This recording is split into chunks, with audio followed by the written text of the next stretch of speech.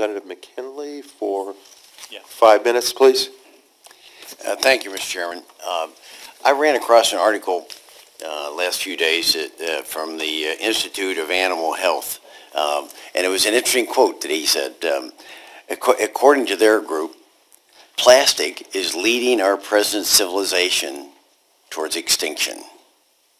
And that concerns me, that kind of statement, because I think that epitomizes the hysteria that seems to be emerging over the use of plastics.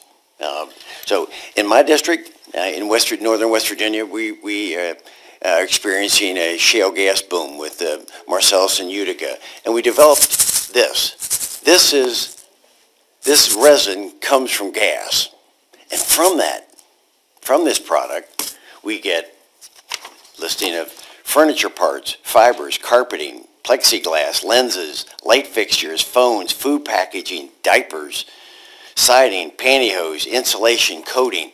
All that has transformed our economy, made us a stronger nation as to what we are. I don't want to go back 100 years before we were using plastics. I don't want to go back to that. And so what we're talking about here is either encouraging, what Congress is being encouraged to do is either to ban plastics or to discourage their dependency. I'm hearing that from this panel and some of the articles that we read leading into it. But what I don't understand is why we're not unleashing the potential of innovation in America to find other ways of dealing with it, whether it's bioplastics, biodegradables, something other than this simplistic way of just, well, if we don't like it, we'll just ban it. And we've seen this time and time again here in Congress in my 10 years here. We've considered during that time, we've tried to ban fly ash, vaping, fossil fuels, formaldehyde, microbeads, herbicides, pesticides. We've even, some are considering even banning air traffic as a way to deal with some issues.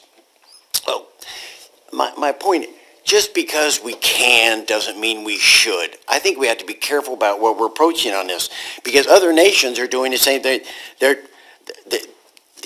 Not everyone comes to the same conclusion as a result of plastic. What Europe is doing in some things, we don't do. Our scientists, people will say, I'm a licensed engineer, much like yourself on this.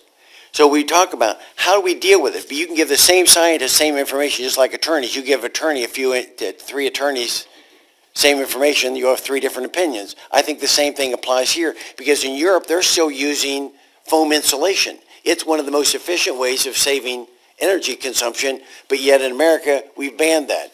We've got food dyes that we use in America that are prohibited to be used in Europe from that.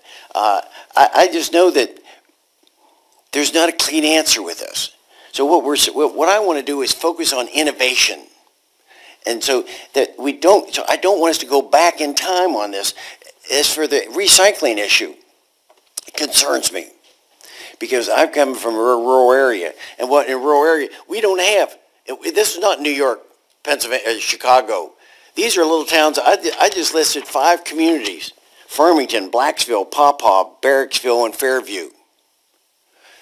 The total population in those communities don't have recycling, and they have less people in those 5 communities that are in this office building, the Rayburn office building. But yet we're saying recycle.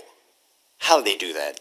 They're not going to be able to do that. So I want to see us focusing, and my question, unfortunately I've used too much time in leading up to it, is how do we get to where we go to biodegradable materials, using that so that these materials can be disposed of, and we can continue creating jobs. We can still create the natural gas and using that. So let me turn, because I know Colorado State's working on it. Colorado State University is working on that.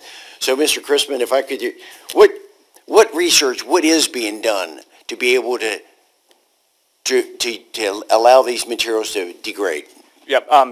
Thank you, Congressman. Our companies are working on biodegradable and bio-based materials. They're doing a lot of innovation and research around the potential to use biodegradable materials.